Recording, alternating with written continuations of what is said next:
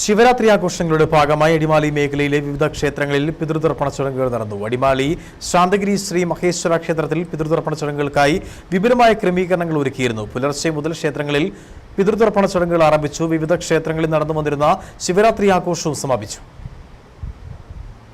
ശിവരാത്രി ആഘോഷങ്ങളുടെ ഭാഗമായി പിതൃതർപ്പണ ചടങ്ങുകൾക്കായി അടിമാലി മേഖലയിലെ വിവിധ ക്ഷേത്രങ്ങളിൽ വിശ്വാസികളുടെ വലിയ തിരക്ക് അനുഭവപ്പെട്ടു.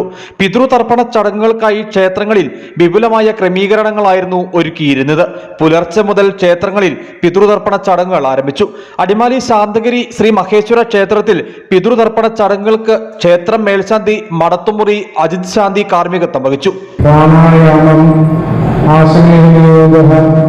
ആസനം നമഃ, ആവാഹനം നമഃ, ഭൂമിയാദി പൂർവലോകസ്യ ഉപരിയസ്യ ദിവാകര ദശപ്രണവ സംയുക്ത ത്രികാവർത്തയ പുനഃ അങ്കുലാഗ്രേ സംഭീഭ്യാം പ്രാണായാമം പാപനാശനം ഇതം പ്രോക്തം ഋഷിഭി പരികൽപ്പിതം. രാവിലെ മുതൽ ക്ഷേത്രത്തിൽ പിതൃതർപ്പണ ചടങ്ങുകൾക്ക് എത്തിയവരുടെ നീണ്ട നിര രൂപപ്പെട്ടിരുന്നു.